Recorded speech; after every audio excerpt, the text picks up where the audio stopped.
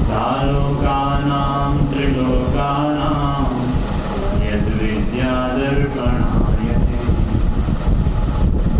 मङ्गलं भगवान् वीरो मङ्गलं गौतमो गणी मङ्गलं कुन्दकुन्दाद्यो जैनधर्मोऽस्तु मङ्गलम्। सर्वमङ्गल्यमाङ्गल्यं सर्वकल्याणकारिकं ग्रहाणां सर्वधर्माणां जैनं जयतु शासनं जैनं जयतु शासनं जैनं जयतु शासनम्।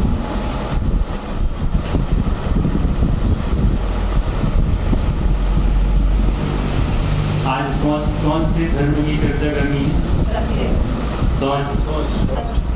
हाँ, क्रम काय का आता है? चार कसायों के अभाव में चार धर्म प्रकट होते हैं। पहले के अभाव में क्रोध, क्रोध के अभाव में क्षमा, और मान के अभाव में मार्दव, माया के अभाव में आर्दव, और लोभ के अभाव में।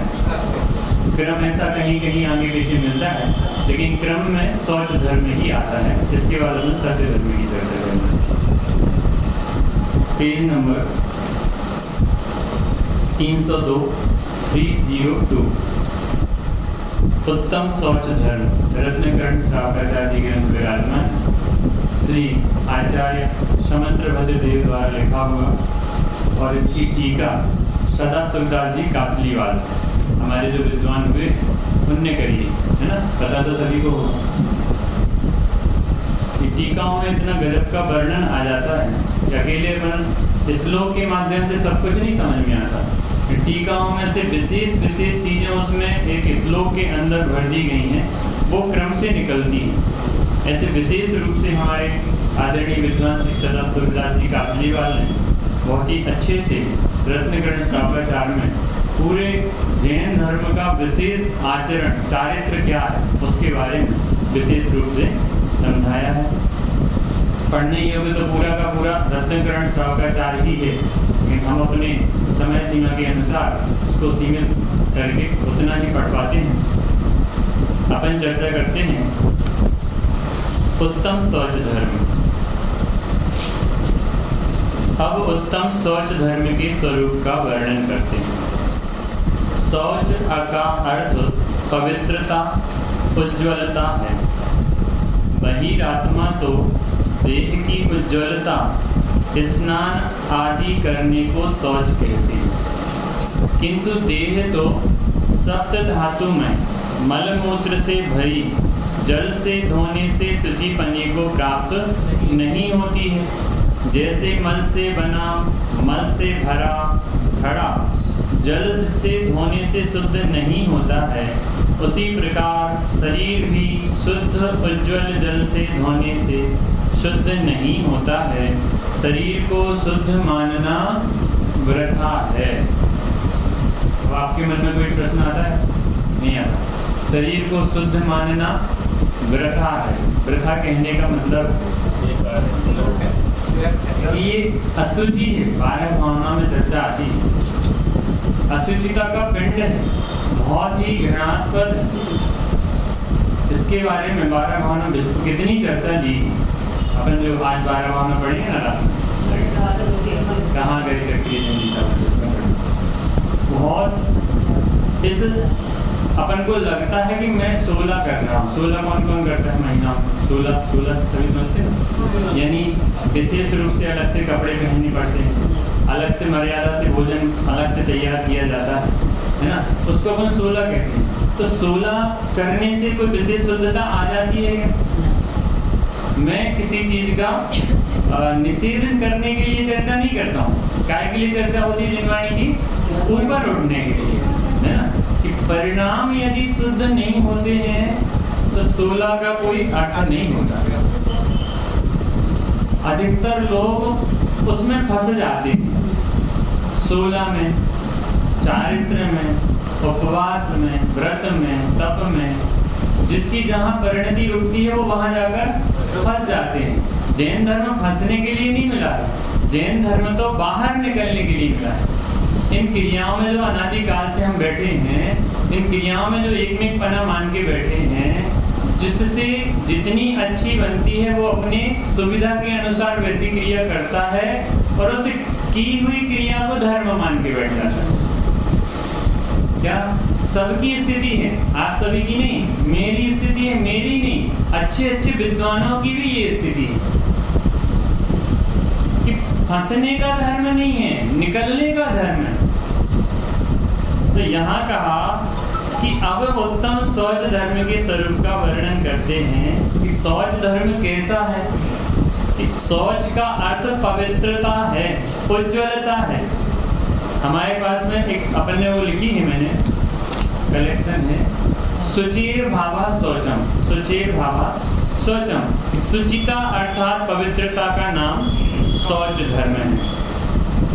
यहाँ कहा दूसरे नंबर पे, बहिरात्मा तो देह की उज्ज्वलता, स्नान आदि को शौच कहता है।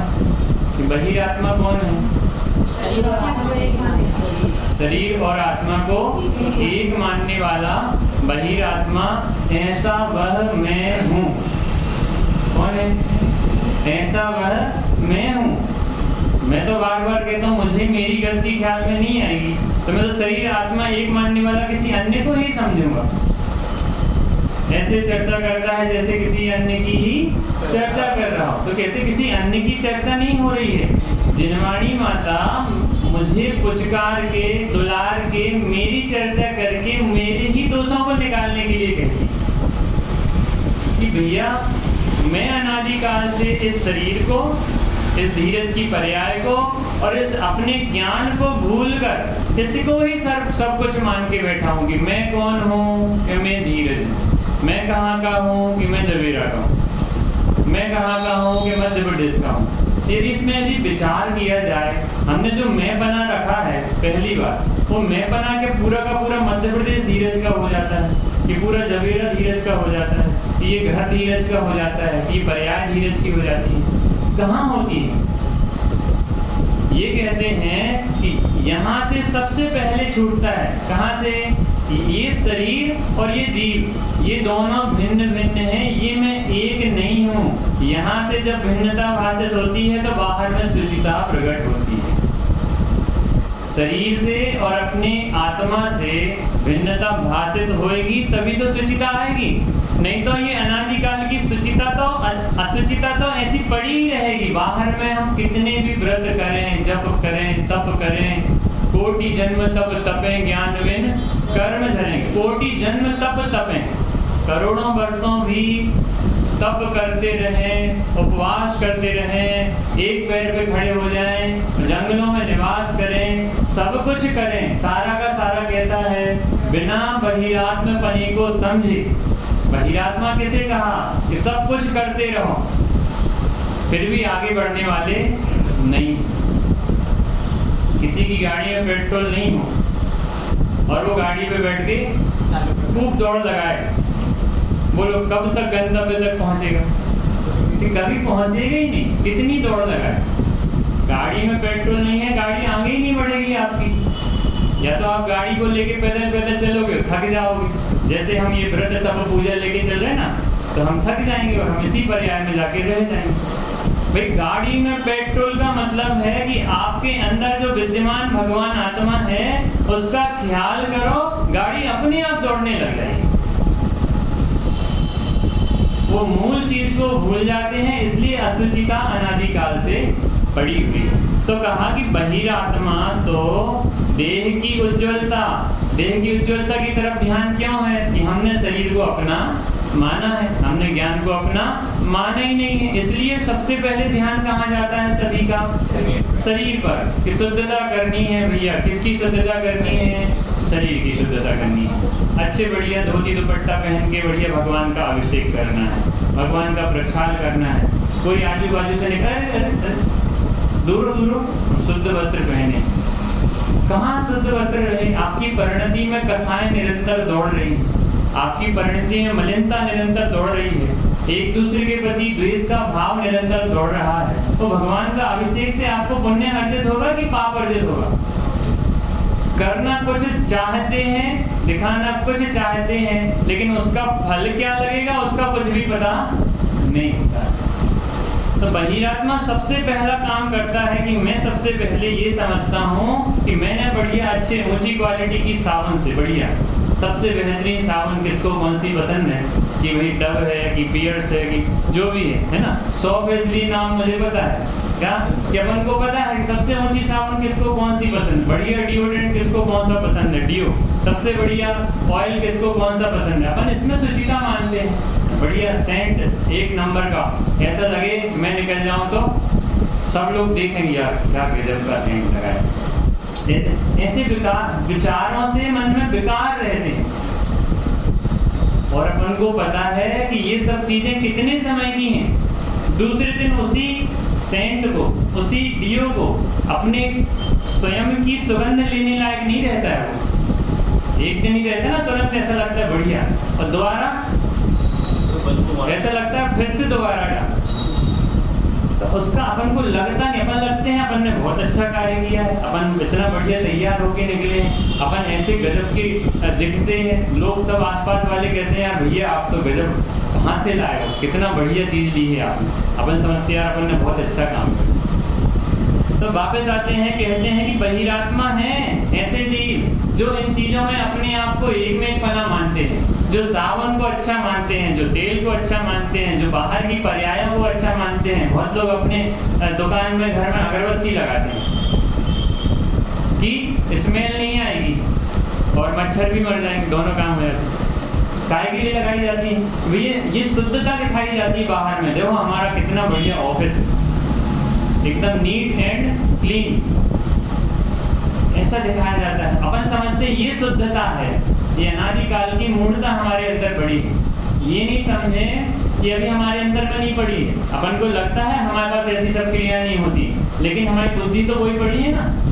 आती है बात भाभी घर में कि अपन को लगता है कि हम बहुत अच्छी जगह पे हैं, हम उत्कृष्ट धर्म में आए हैं, हमें अच्छी बात सुनने मिल रही है, और पंडित जी मेरे यहाँ तो कभी अगरबत्ती भी नहीं लगती, हम लोग तो कभी साबुन में एकत्व बना भी नहीं मानते, हम तो कभी डिओड्रेंट भी नहीं लगाते, लेकिन बुद्धि तो पड़ी है ना शरीर में, तो वो हमें अशुद्धता कराती है। यद्यपि हम और लोगों से अच्छे हैं, लेकिन अभी हम भगवंतों के मार्ग में चलने से तो पीछे ही है ना। स्नान आदि करने को शौच कहते हैं कि हमने तो शुचिता धारण कर ली, किंतु देह कैसा है?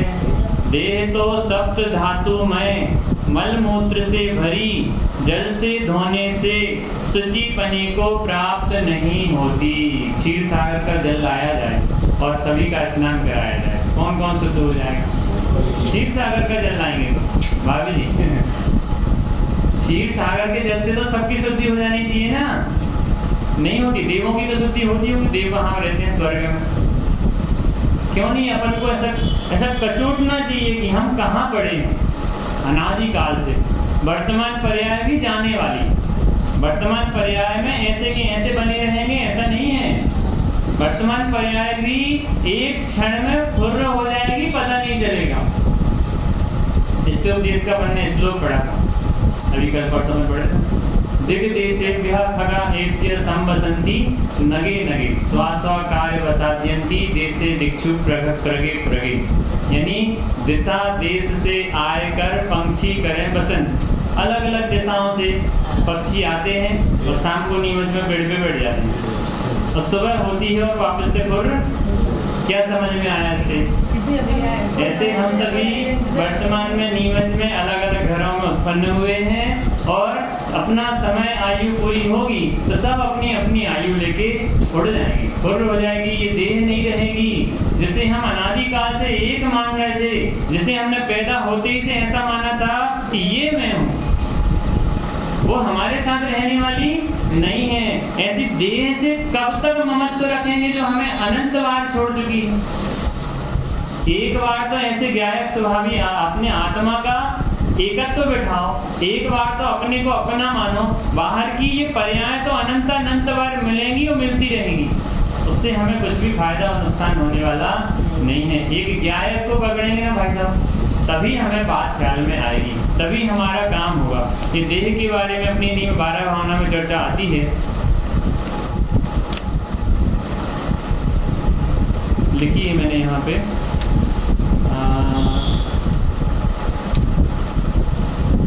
अपनी 12 भावना की पंक्तियां याद आपको हैं, इसकी असुचि भावना की। हाँ, इस देह के संयोग से जो वस्तु पल भर आएगी, वह भी मलिन मल मूत्रमय दुर्गंधमय हो जाएगी। सुनिए, याद नहीं रहती क्योंकि अपन लोग का क्षयोत्तम कम है ना वर्तमान में। क्षयोत्तम की जरूरत भी नहीं है, हम तो ये कहते हैं। एक बार अपने बार बार इसी का अनुभव करो ना, मैं आत्मा मैं आत्मा मैं आत्मा मैं आत्मा। अपन कहते हैं ध्यान लगाएं तो किसका लगाएं, मैं आत्मा मैं शरीर नहीं। ऐसे ध्यान की ऐसी प्रक्रिया चलती है, और ऐसी प्रक्रिया चलते चलते ये भेद गायब हो जाता है और हम अपने आप में डूबने लगते। जैसे मैंने गाड़ी का उदाहरण दिया, तो इस देह के संयोग से जो वस्तु पल भर आएगी, आप बढ़िया से बढ़िया ऊंची क्वालिटी का सबसे बेहतरीन कोई भी ऑयल या सेंट कुछ भी लगा लो, इसका संयोग पाके कुछ समय में वो भी कैसा हो जाएगा, दुर्गंधमय हो जाएगा। ऐसी असुचिमय देह में कितना एकत्व बिठा के रखा है, और समझते हैं कि मेरी देह सबसे सुंदर, मैं सबसे अच्छा, मैं सबसे बलवान, मेरे जैसा कोई नहीं, है ना। ये सब बाहर की पर्याय हैं। जिसने जैसे नाम कर्म बांधा है वैसा उसका वर्तमान पर्याय उसको मिली है। लेकिन ये पर्याय किसी को मैं सुंदर, मैं गोरा, मैं काला, कोई हीन समझता है, कोई अच्छा समझता है। ये देह हमारी है ही नहीं, ये तो पूर्व के कर्म के बंध के कारण से मैंने जैसा पूर्व में बांधा है वैसा ही उदय में आ रहा है। इस देह को अपना मानना ही छोड़ना पड़ेगा। जब हमारे अंदर से हीनता और हमारे अंदर से प्रसन्नता दोनों जाएंगे देह के संबंध में। कोई कहता है भैया धीरज पंडित जी तो काले हैं, कोई कहता भैया ये तो गोरे हैं। ऐसे चक्कर में पढ़ पढ़ के हमने अनंत काल गवा दिए। ऐसे काले गोरे के चक्कर में एक दूसरे में हीन भावना डालने में, किसी को छोटा कहने में, किसी को मोटा कहने में अनंत काल चले गए। जब मैं ये हूँ ही नहीं, इससे भिन्न हूँ, इससे शुद्ध हूँ, तो मैं उसको पकड़ूं ना जो हमें अनंत काल तक सुख में विराजमान करेगी। हमें इसमें कहाँ फंसना। तो क्या कहा, फिर से अपन आगे आते हैं कि ऐसी यह देह कैसी है, सप्त धातुमय। कुर्ते पे डिजाइन डलती है ना, कुर्ते पे डिजाइन डलती है, सूट पे डिजाइन डलती है, उस कुर्ता पलट के देखो तो उसके अंदर उसके धागे आगे कैसे लटके रहते हैं। अब उल्टा कुर्ता कौन पहनेगा, अच्छा लगेगा। ऐसे ये शरीर देखने में जैसे अंदर इतना ऊपर से अच्छा सुंदर दिखता है ना, वैभव भी है।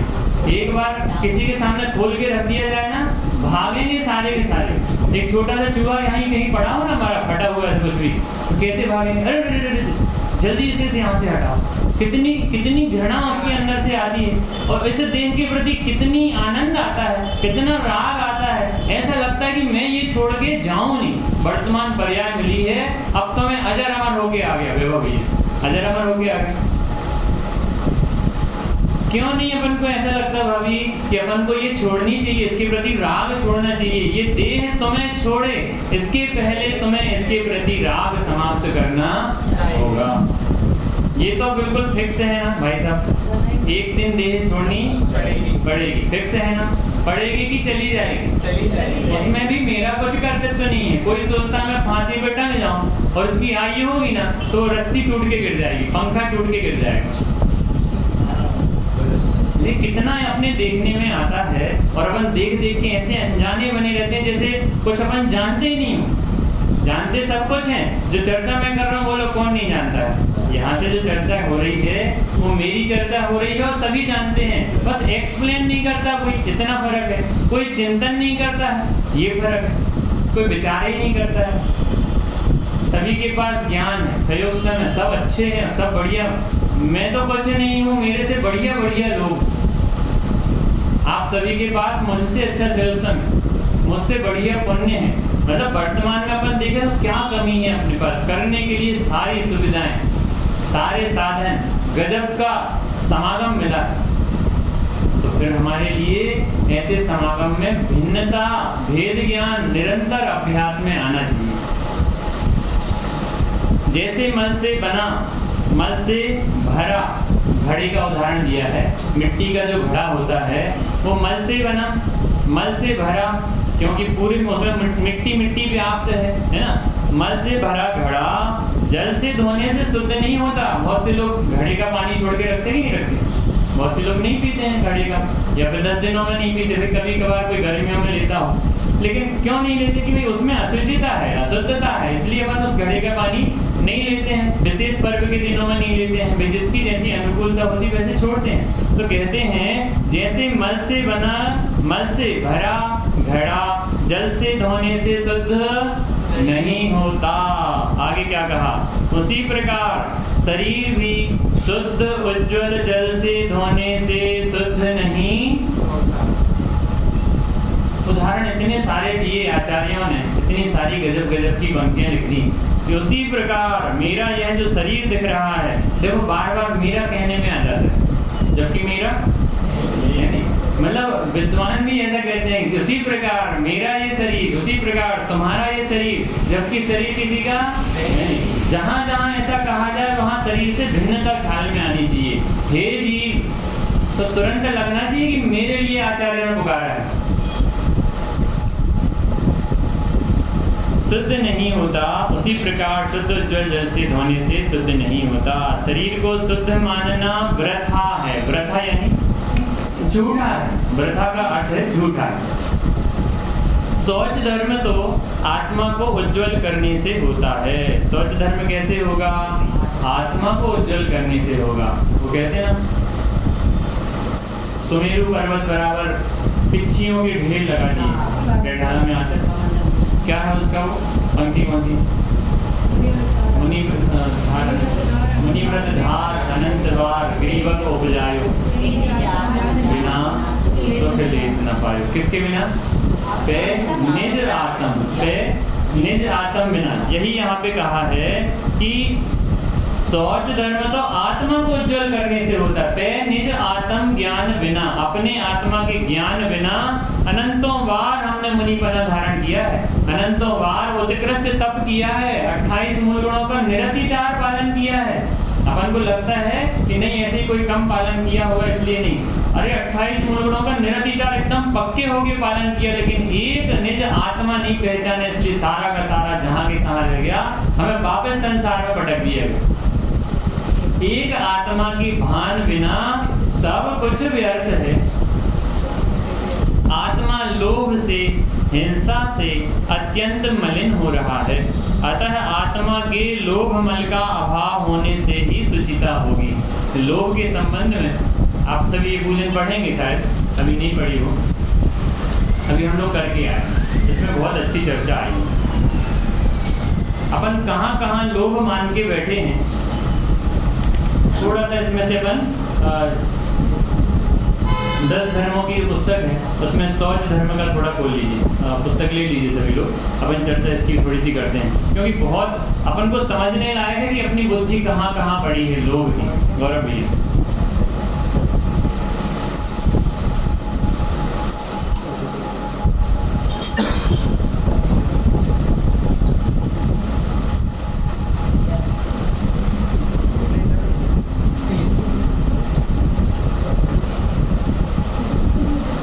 अभी आप लोग तो ये विधान की पूजन कर रहे हो ना, सभी लोग कर रहे हो।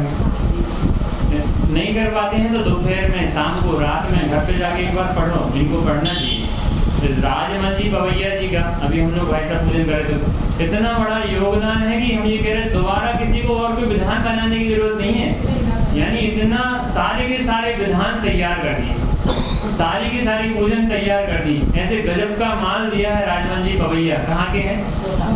भोपाल के। भोपाल के युगल जी कोटा के हैं और राजमल जी पवैया भोपाल के हैं।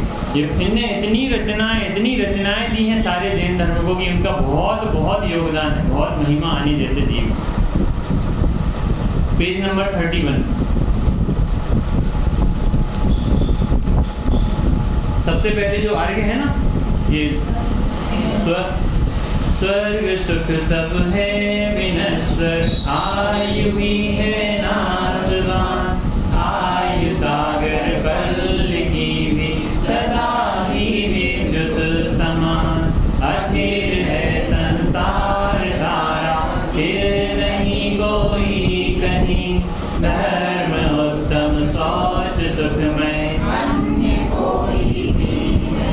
पंक्तियों में सारे जनागम का सार दे दिया। कैसे दे दिया?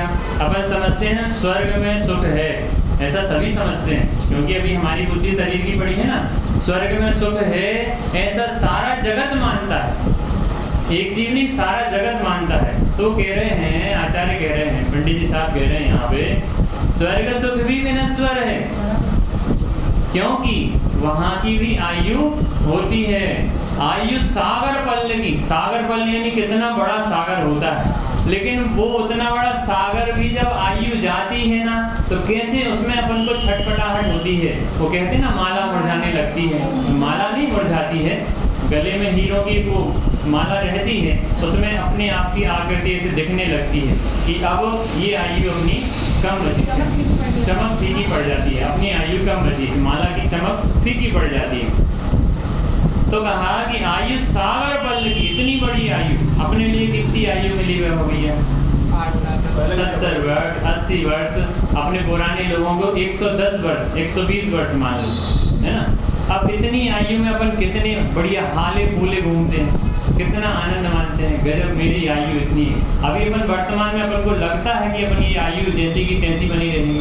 अभी मेरे साथ का वही जमीरा मेरा दोस्त है, अभी 4-5 साल मंदिर बना था और उसके एक साल बाद वो दीपावली में ऊपर अपनी दुकान के ऊपर लाइट की माला लटका रहा था और पास में बिजली का खंभा था। उसने माला को एकदम से ऐसा किया उलझा कि सुलझा लें, वो माला उसके उस पर डोरी पे पड़ी और वहीं पे बिल्कुल सामने आंखों से देखते हुए तड़फड़ा के खत्म। अपन को लगते नहीं है कि आयु जा भी सकती है, कहाँ से कैसे क्या हो जाएगा कोई ठिकाना नहीं।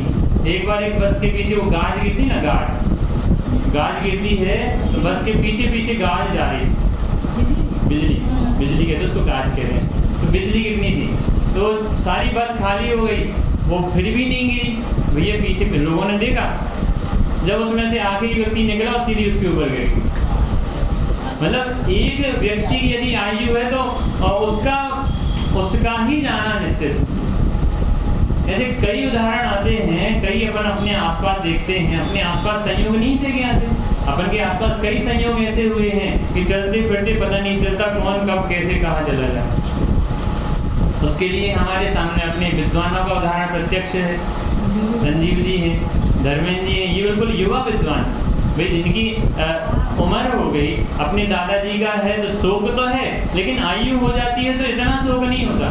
अपन को लगता है कि क्या हम ऐसे ही बने रहेंगे। यहाँ कह रहे हैं कि स्वर्ग की वो सागर पल्ल की आयु भी जाने वाली है, क्षणिक है, विद्युत के समान है, एक चमक आएगी और सारी सारी देह अपनी निकल जाएगी। इसलिए क्या समझना, अथिर है संसार सारा, स्थिर नहीं कोई कभी। संसार का नाम ही अथिर है, संसार ही क्षणिक है, संसार ही नाशवान है।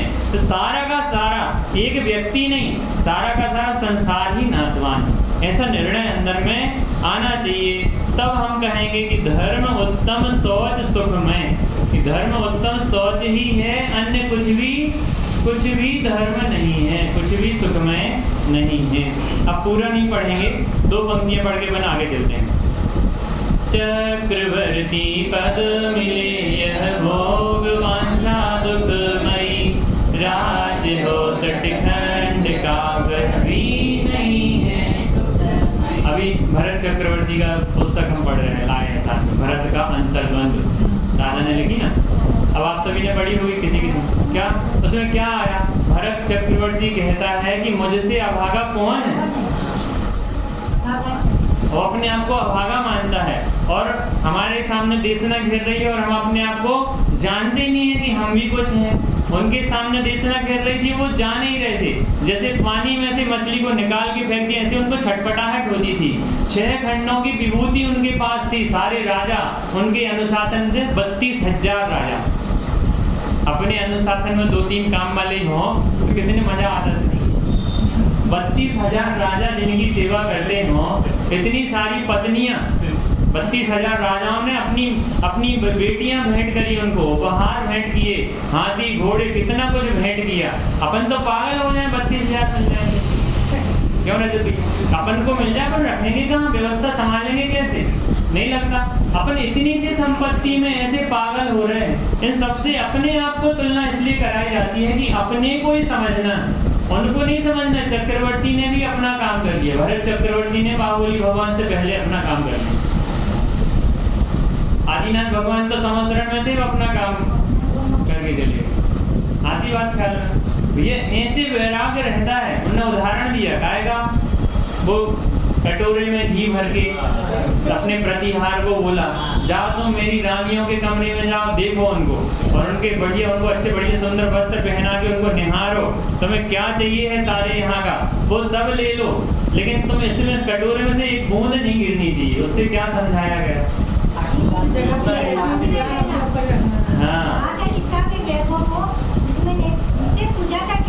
हाँ भिन्न कैसे? उन्होंने क्या बताया? उन्होंने ये उदाहरण दिया कि अगर एक बूंद भी कटोरे में से गिरी तो आपका सिर तलवार से अलग कर दिया जाएगा। ऐसे हमें भाषित होना चाहिए। ऐसे भिन्नता रहती है, अलग नहीं जाना पड़ता। 32,000 राजा नहीं छोड़ने हैं, अपना राज्य नहीं छोड़ना है। भिन्नता तो उसके बीच में ही रहती है। अपने रहट का उदाहरण था, घोड़े का, घटी है तो कौन सा होता था वो, तो घोड़े को पानी पिलाना है तो उसकी आवाज भी आती रहेगी और आपको पानी भी पिलाना पड़ेगा और अपना काम भी करना पड़ेगा। जलते भिन्न कमल है। ऐसे अपन को समझने मुनिराज कैसे होते हैं कि जल से भिन्न, जैसे कमल बताया ना जल से भिन्न, वैसे मुनिराजों की वृत्ति होती है। मुनिराज का एक पद है कुछ ऐसा, हाँ, अलिप्त बना रहता है। ऐसे हमारे वर्तमान पर्याय में अपन यहाँ गृहस्थ पने में हैं, ऐसे रहते हुए अपने आप को भिन्न जानने का प्रयास कर सकते हैं। उसके लिए हम अनुभव कर सकते हैं, सम्यक दर्शन की तैयारी कर सकते हैं। किसे किसे ऐसा लगता है कि नहीं हम सम्यक दर्शन नहीं ले सकते? किसे किसे लगता है? सभी को नहीं लगता, सभी को नहीं लगता। सब लोग से मिलाओ भिन्न कमल, ये बात आवाज नहीं आई। किसे किसे लगता है कि मैं सम्यक दर्शन नहीं ले सकता? भाई बैठने के पहले निर्णय करो कि मैं सम्यक दर्शन ले सकता हूँ, इसलिए बैठा हूँ। काय के लिए बैठे नहीं तो हाँ जी ना बात ख्याल में। यहाँ आकर बैठने में कोई सेंस तो निकलना चाहिए कि सेंस भाई हमारा जो समय है, अपना बहुमूल्य समय विषयों से बचा के हम यहाँ लाए हैं, तो उस बहुमूल्य समय का हम सदुपयोग क्या कर रहे हैं? उसका कोई एम है कि नहीं है, लक्ष्य है कि नहीं है? उस लक्ष्य को पकड़ने के लिए बैठे हैं। यहाँ हम समय को पास करने के लिए नहीं आए। भैया कह रहे थे पंडित जी इतने दूर से आए हैं, 700 किलोमीटर से आए हैं, किसके लिए आए हैं? आप लोग समय पे आकर अपने आत्म कल्याण का मार्ग प्रशस्त करें और आपके माध्यम से मैं अपने आप को आत्म कल्याण में प्रशस्त करूं। आप में स्थिरता दिखेगी तो पंडित जी को और अच्छा लगेगा, वो भी अपने आप में स्थिर होंगे कि हाँ कितने गजब के ज्ञानवान जीव हैं, सब बराबर बात को सुनते हैं और बराबर उसको अमल करने के लिए तत्पर हैं। तो सारी की सारी क्रिया का फल एकमात्र अपने आत्मा का लक्ष्य होना चाहिए। चक्रवर्ती का पद मिला और इतने सारे भोग मिले, वो भी सबके सब कैसे हैं? तो दुखमयी हैं। भरत चक्रवर्ती ऐसा लगता भैया मुझे ये रानियां भेंट में नहीं चाहिए, मैं क्या करूंगा, मुझे तो खुद ये राज्य त्यागना है, ऐसा विचार करता है। राज्य हो सटखंड का वह भी नहीं है सुखमयी। चक्रवर्ती को ऐसा लगता है कब निकलूं, ये चक्र मेरे लिए क्यों मिला, मैं ही क्यों ऐसा अभागा हूँ। अपन को मिले तो अपन तो कहेंगे भैया आ जाओ, सारे देशों को मैं एक साइड कर देता हूँ, सबको बराबर कर दूंगा और एक साथ बैठ के फिर आराधना करूंगा, पहले सबको फिर यही नहीं कहेंगे। आगे 3 खंड महान के पति नहीं नारायण सुखी, देव सेवक चतुर्विद सेना मगर फिर भी। जो सारे के सारे हैं, 3 खंड के अधिपति हैं, फिर भी सुखी नहीं है। देव सेवक चतुर्विद सेना मगर फिर भी दुखी। अपने लिए कोई देव मिल जाए, जिन्न मिल जाए, जिन्न हाथ फेरने सिराग में घिसा जिन्न मिल गया, बोलो क्या हुक्म है मेरे आका, सबके सब खुश हो जाएंगे अपने मोक्ष मंडल। भैया हमारा मंदिर जल्दी तैयार करो हमें तो उसमें आराधना करना है। आधी बात क्या, अपन को लगता है कि हमें मिल जाए तो फिर तो बस मजे हो गए। अब तो हम आराधना का बढ़िया सा केंद्र बनाएंगे, अच्छी बड़ी जगह कर लेंगे उसको, है ना। अपन को लगता है इतने सब मिलने पर भी कुछ नहीं होने वाला, इतना सब का सब भी हमें यहीं धकेल देगा, संसार में होगा। हाँ हाँ, उसका और जिन्न को बाद में रहता ना, जब वो सोना चाहता है, जिन्न कहता भैया कुछ हमें काम बताओ, तो पागल हो जाता है। मोक्षगामी कामदेव महान सबका मन है, देव दल भी सब उदय से आन कर सेवा करे। ऐसा मोक्षगामी जो कामदेव है, कामदेव है इतना सुंदर कि कोई देखे तो नजर नहीं हटा सके, इतना सुंदर होता है कामदेव। ये अपने 63 साल का पुरुषों के महापुरुष होते हैं, इतना सुंदर कि कोई नजर एक बार देखे ना रजत भैया तो वो वापस से नजर नहीं हटे। ऐसा कामदेव पद भी सबका सब अधेर है, देव दल भी सब अधेर से कामदेव की सेवा करते हैं। सबका सबको ऐसा लगता है कि भैया मैं तो इसी के पास रहूं। ऐसे व्यक्तित्व के धनी, ऐसे कामदेव, ऐसे महापुरुष भी हैं क्या आज विद्यमान? चले गए कि नहीं? हुए तीर्थंकर से बलि, तिनकी नहीं चली, तो अब क्या करिए? जिस पंथ चले भगवंत वही आचरिए। तीर्थंकर हुए, चक्रवर्ती हुए, सम्राट हुए, सब चले गए, अपनी केवल रवि किरणों की पूजन की। जय माता। सम्राट महाबल सेनानी, उस क्षण को टाल सकेगा क्या? असुरण मृत काया में हर्षित, निज जीवन डाल सकेगा क्या? डॉक्टर छाती ठोकते हैं, मैं बड़े बड़े डॉक्टर होते हैं ना, आपने बड़े बड़े डॉक्टर होते हैं, मर जाए व्यक्ति तो उसको उस पे क्या कहते हैं, वेंटिलेटर पे रखते हैं, 3-3, 4-4 दिन गरीबों से पैसा की। मतलब ये सभी डॉक्टर का नहीं है, जो बड़े बड़े डॉक्टर मैंने देखा है। मेरे दोस्त के पापा थे, उनको लकवा मार गया तो जबलपुर गए थे लेके, तो बाजू वाला व्यक्ति मरा पड़ा हुआ था 2 दिन से। सुबह जाके जब उसके परिवार आना लड़ाई झगड़ा किया तो बड़ी मुश्किल से उसको छोड़ा। भैया मैं घर बेच के आया हूँ इसके लिए, अब और कहाँ से क्या ले आऊँगा मैं? सम्राट महाबल सेनानी, वो भी उस क्षण को नहीं टाल सकते। सारे के सारे जाने वाले हैं, फिर हमें अपने इस शरीर पर इतना क्यों ऐसा लगता है कि मैं कुछ आगे तक समय रहने वाला हूँ? इसके ऐसा निर्णय करो कि ये शरीर बिजली की चमक जैसे एक क्षण में ही नष्ट हो जाएगा और मैं कुछ भी नहीं कर पाऊंगा, कुछ भी नहीं कर पाऊंगा। यही कहूँगा बचाओ बचाओ बचाओ, मुझे बचा लो, मैं चला नहीं जाऊँ, मुझे कुछ हो नहीं जाए, जल्दी से मुझे हॉस्पिटल ले चलो, जल्दी से मुझे दिखा दो।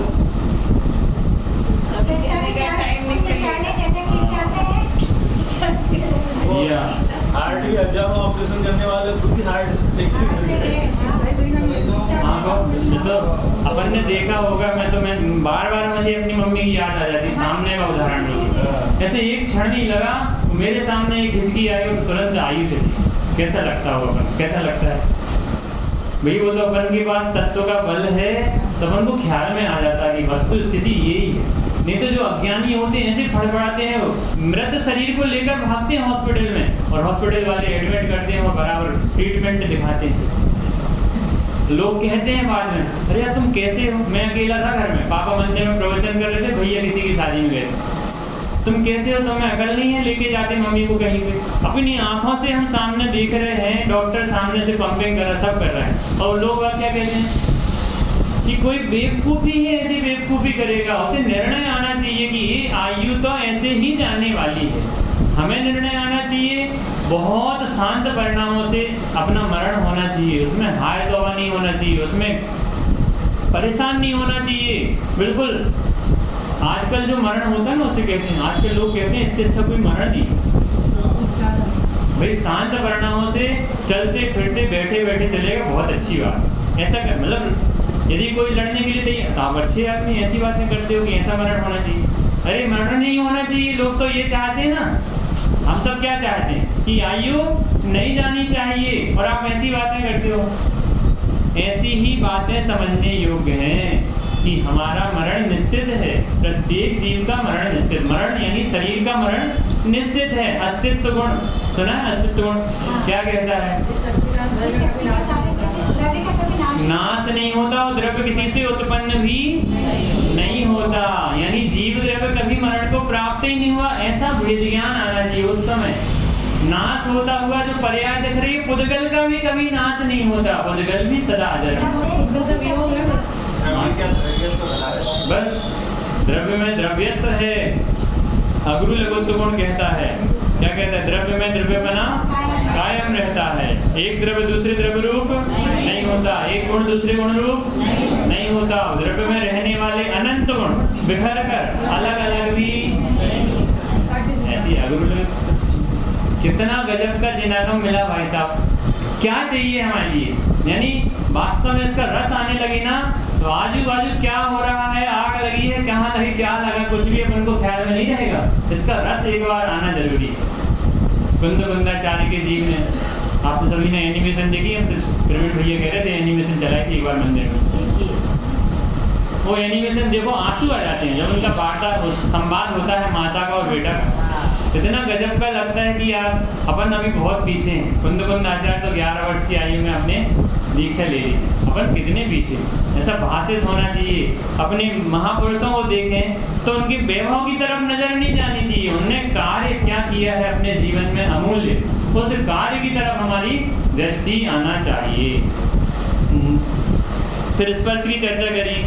स्पर्श के हैं वेद आठों, विषय की वांछा भरे, द्रव्य क्षेत्र काल के अनुसार भाव। स्पर्श के 8 वेद बताए, कौन कौन से?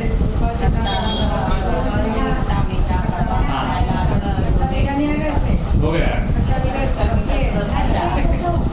स्पर्श के कठोर, ठीक है, सही बात। हाँ, वो तो 6 ऑप्शन की बात है, उससे कोई फर्क नहीं पड़ता, ख्याल में आना जरूरी है। यहाँ पे क्या कहा कि स्पर्श के हैं भेद 8 जो निरंतर विषय की वांछा करते हैं। मुझे कठोर चीज चाहिए, मुझे नरम चीज चाहिए, मुझे रूखी चीज, मुझे अच्छी गीली चीज पसंद है। कोई कहता है मुझे चावल कैसा पसंद है कि मुझे गीला सा चावल, कोई कहता है मुझे फैला हुआ, अच्छा फैला हुआ बढ़िया बगरा हुआ, कहते हैं ऐसा चावल। तो स्पर्श के भेद निरंतर हमें इसी में फंसाते रहते हैं। किसी को ये पसंद है, किसी को वो पसंद है, किसी को छूना पसंद है, किसी को कुछ करना पसंद है, इसमें पड़े रहते हैं। कहते हैं कि ये निरंतर विषय की वांछा में ही लगाते हैं। द्रव्य क्षेत्र और काल के अनुसार भाव हृदय करे। जैसा द्रव्य क्षेत्र काल भाव होता है वैसे ही भाव होते हैं। हम तो अपना माथा जबरदस्ती में ही फोड़ते रहते हैं। इसलिए इस सब को भी अथिर जानकर हमें अपने आप में आने का अभ्यास करना चाहिए। भेद रस के 5 उर में भोग की वांछा करें, तृप्त इनसे मन न होता जीव और दुख ही भरे। बोलो, पूजन में स्वाध्याय होता कि नहीं होता?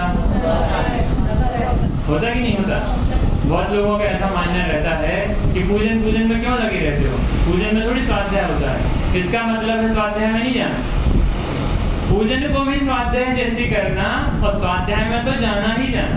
इसका मतलब ये नहीं कि स्वाध्याय छोड़ देना। पूजन को भी ऐसे पढ़ो कि जैसे डॉक्टर क्या कहते हैं, खाने को ऐसा खाओ, कैसा? पानी जैसा खाओ, और पानी को ऐसा पियो खाने जैसा खाओ। पानी गट-गट करके एकदम से नहीं पीना पड़ता, फटाक से गिलास हटाई और अंदर कर लिया, क्या होगा? खड़े पानी नहीं पीना। बहुत लोग बताते ना, घुटने दर्द करने लगेंगे। पानी को खाने जैसा और खाने को पानी जैसे, ऐसे यहाँ पूजन को भी स्वाध्याय जैसा, और स्वाध्याय में भी ऐसी तन्मयता कि ऐसा लगे जैसे हम पूजन कर रहे हैं। ऐसा रस आना चाहिए, दोनों तरफ का अच्छा परिपाक होना चाहिए, मजा आना चाहिए, तब आनंद आएगा। भेद रस के 5 और में भोग की वांछा करें। रस के 5 भेद आप बताइए।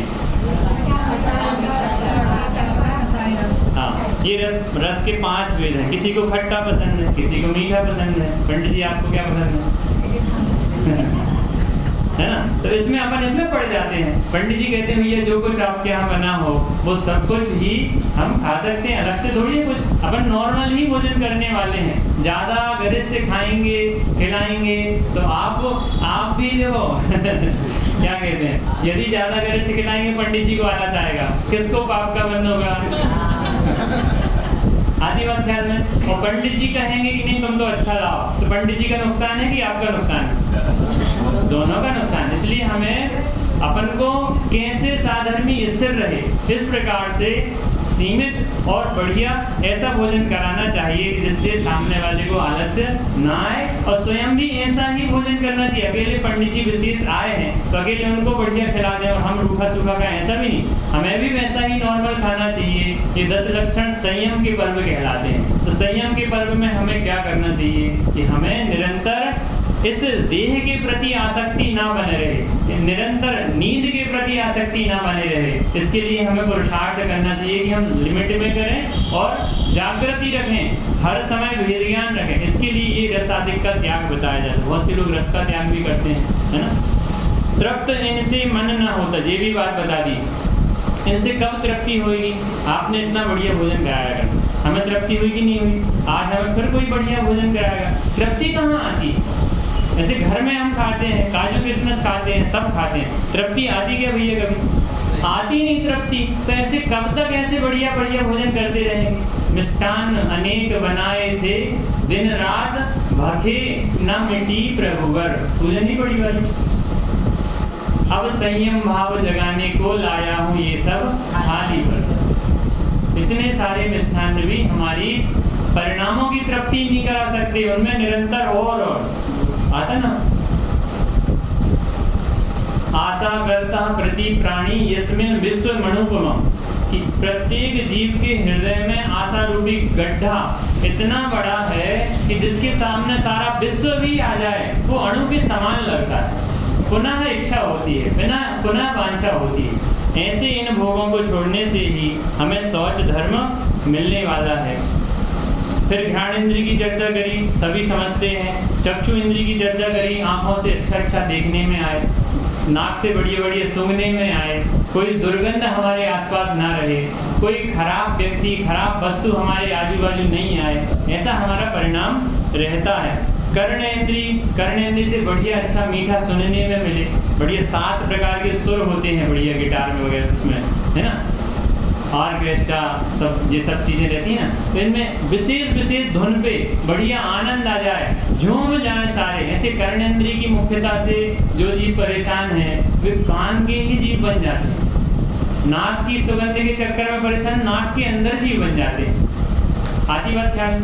जिसको जो कुछ पसंद है ना, आगामी उसकी तैयारी वो चल रही है। अपन को ऐसा पहले से निर्णय करना चाहिए कि मैं जैसे बहुत अच्छी हरियाली पसंद है तो वृक्ष के जीव बन जाएंगे। ऐसा जिसको बढ़िया अच्छा शरीर पसंद है वो हाथी बन जाएगा। अगली पर्याय ऐसा भासते हुए हमें ऐसे बाहर में एकत्व बुद्धि रखने से बचाना चाहिए, ताकि हमारी आगामी पर्याय इन पर्यायों में हम नहीं जाएं।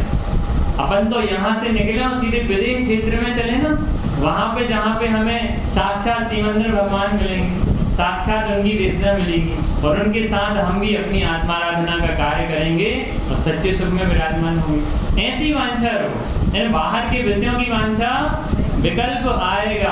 आप सभी को लगता है ना पंडित जी ऐसी बातें करते हो आप तो हम लोग को विकल्प तो आता है ना, ये वृक्ष अच्छा है, विकल्प आएगा, लेकिन वापस से उसको रिवीजन नहीं करना। वृक्ष अच्छा है, ये बाहर का काम है।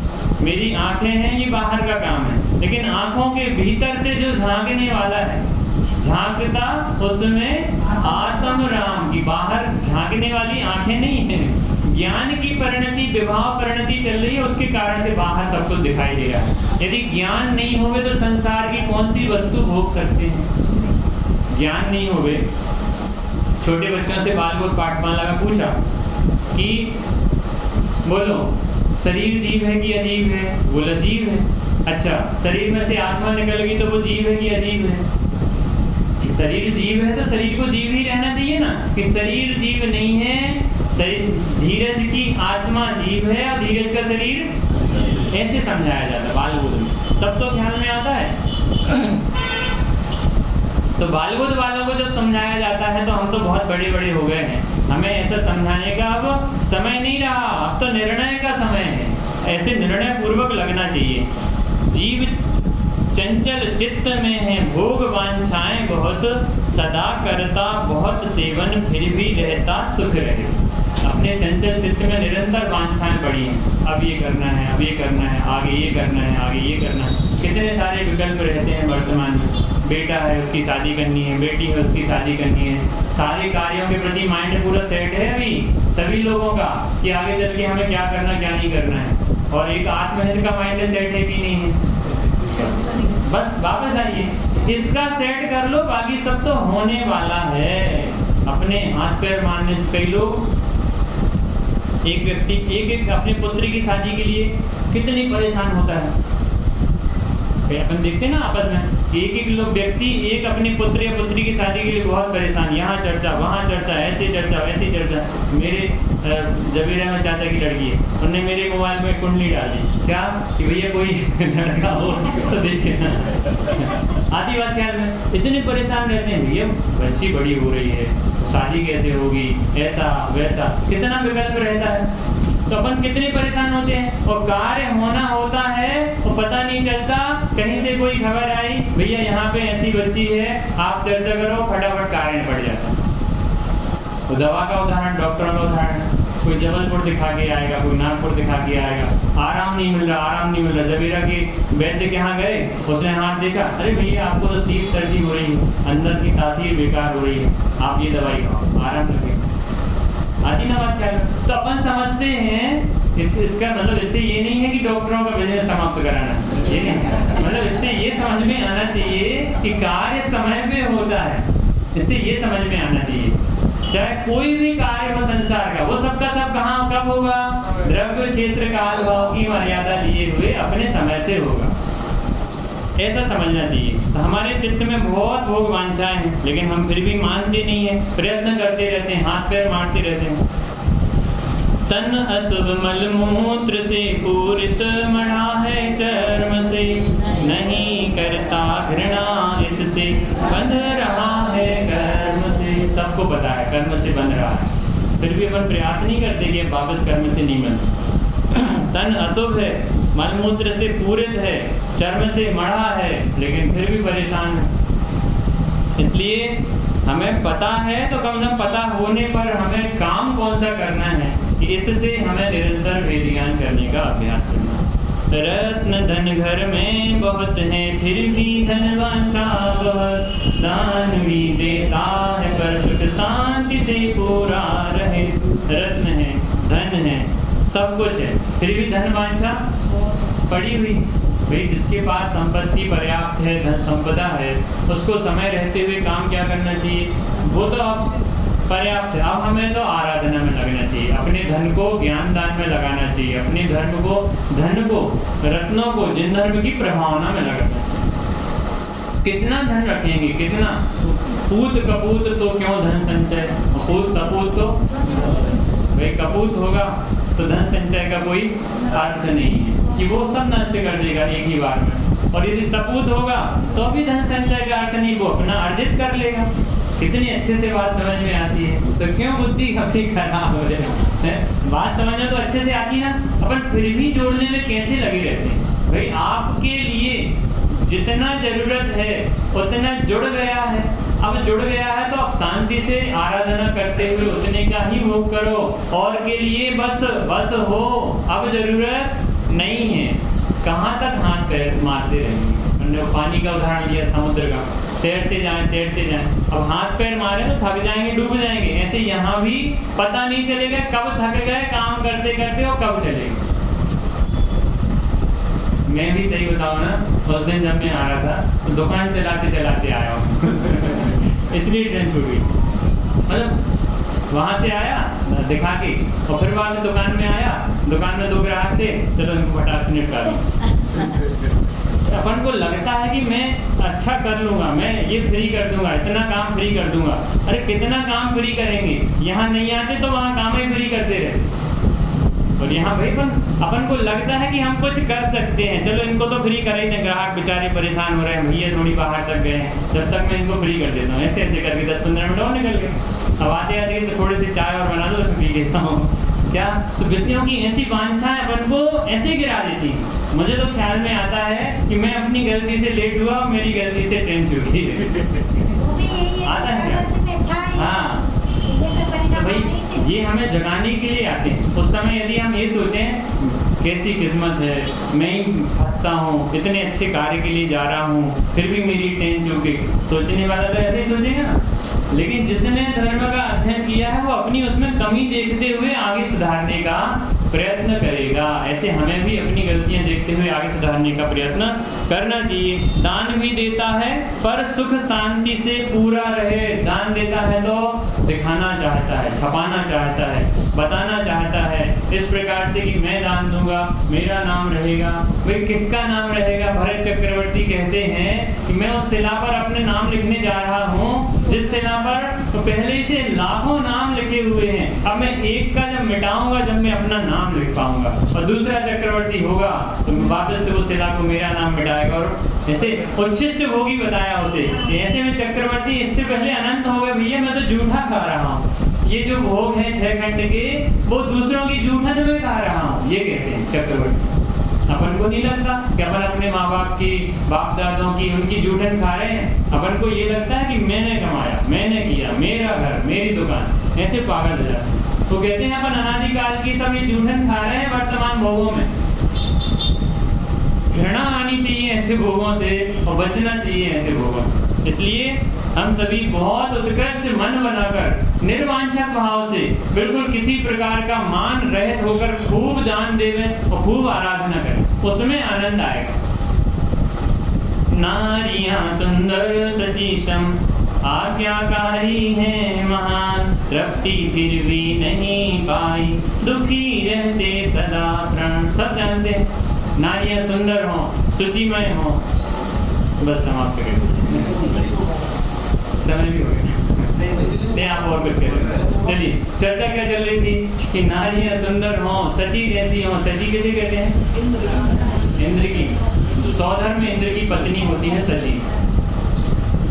तो सुंदर हों, सची के जैसी हों, लेकिन फिर भी आज्ञाकारी हों, लेकिन फिर भी तृप्ति होती है क्या? एक सौधर्म इंद्र की कितनी रानियां होती होंगी? एक सची होती है। हाँ एक ही होती है, बदलती रहती है, क्षणिक होती है। हाँ, तो ऐसे कितनी रानियां मिले, कितने सारे भोग मिले, उनको तृप्ति नहीं हुई स्वर्ग के देवों को। हमें एक रानी मिली है तो भी हम पागल हो जाते हैं। क्या बात ख्याल में आती है? एक रानी, एक पत्नी मिली तो भी हमारी दशा ये है कि एक मुनिराज का उदाहरण आता है ना, किसी मुनिराज का, मुनि का है, तो वो अपनी पत्नी के बिना जाना नहीं चाहते। राजा, और मेरे यहाँ नाटक कराया था बच्चों ने, भाभी लोगों ने, तो वो राजा कहता बेटा अच्छा नहीं लगेगा तुम ससुराल में पत्नी के साथ जाओगे। लोग क्या कहेंगे? उन्हीं की कह रहा हूँ।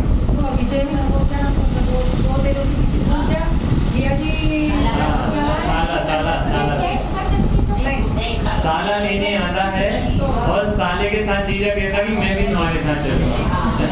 और जब लौट के जब उसको वापस आते हैं तो कहता है भैया, तो साले ने मजाक में कह दिया भैया आप कैसे पागल होते हो पत्नी के चक्कर में। तो भाई ऐसा अच्छा नहीं है, कैसे उसने कुछ ऐसा सिद्धांत कहा था कि चले काम करते हैं। कुछ ऐसा हुआ कि भाई ऐसा हो तो आप मुनिराज बन के दिखाओ। आप कहते नहीं मैं पीछे मुनिराज मिले। हाँ, बड़े ध्यान से देख रहे थे तो वो बोलता साला जीजा से कह रहे तुम इतने ध्यान से देख रहे मुनि बनना है क्या? ऐसी कहा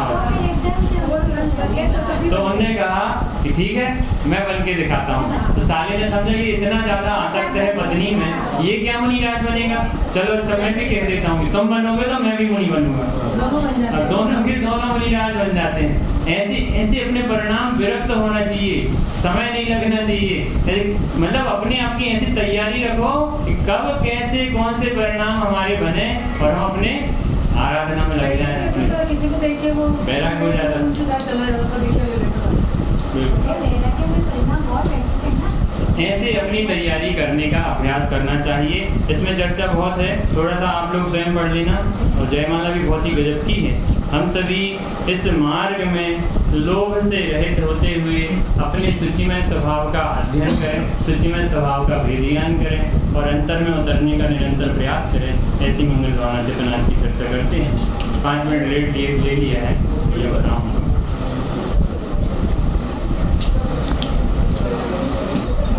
Yes.